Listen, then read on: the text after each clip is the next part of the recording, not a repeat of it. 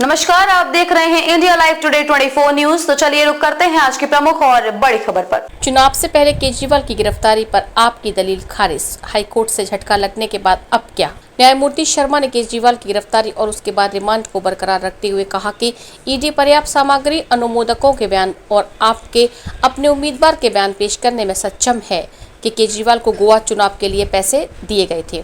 उच्च न्यायालय ने मंगलवार को दिल्ली के मुख्यमंत्री अरविंद केजरीवाल द्वारा दिल्ली आबकारी नीति मामले में प्रवर्तन निदेशालय ईडी द्वारा उसकी गिरफ्तारी को चुनौती देने वाली याचिका खारिज कर दी। केजरीवाल ने साथ ही ट्रायल कोर्ट द्वारा उन्हें ईडी रिमांड में भेजने के लिए पारित आदेशों को भी चुनौती दी थी। न्यायमूर्ति स्वर्णकांता शर्मा ने 3 अप्रैल को लंबी दलीलें सुनने के बाद फैसला सुरक्षित रख लिया था।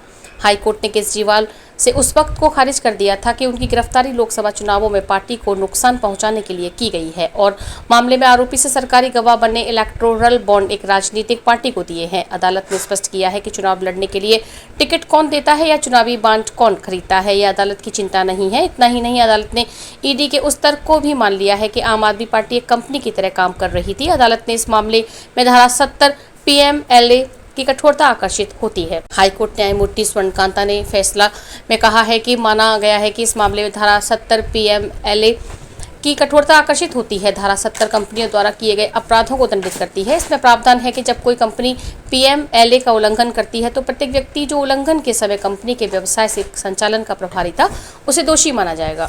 कोर्ट ने यह भी कहा कि केंद्रीय जांच एजेंसी द्वारा पंकज बंसल मामले में निर्धारित कानून के सभी आदेशों का पालन किया गया। केजरीवाल को हिरासत में भेजने का मजिस्ट्रेट अदालत का आदेश भी तर्कसंगत आदेश था। न्यायमूर्ति शर्मा ने केजरीवाल की गिरफ्तारी और उसके बाद रिमांड को बरकरार रखते हुए कहा कि ईडी पर्याप्त सामग्री, अनुमोदकों के बयान और आपके अपने उम्मीदवार के बयान पेश करने में सक्षम है कि केजरीवाल को गोवा चुनाव के लिए पैसे दिए गए थे। उन्होंने कहा कि ईडी द्वारा एकत्र की गई सामग्री से पता चलता है कि केजरीवाल ने साजिश रची और उत्पाद शुल्क नीति के निर्माण में शामिल थे और अपराध की आय का इस्तेमाल किया। वैकल्पिक तौर पर नीति के निर्माण में व्यक्तिगत क्षमता और रिश्वत की मांग में भी शामिल है और दूसरे आपके राष्ट्रीय संयोजक की क्षमता में भी शामिल है। केजरीवाल ने तर्क दिया था कि उन्हें परोक्ष रूप से उत्तरदायी नहीं ठहराया जा सकता क्योंकि आप एक कंपनी नहीं है बल्कि जन प्रतिनिधि अधिनियम के तहत पंजीकृत एक राजनीतिक दल है।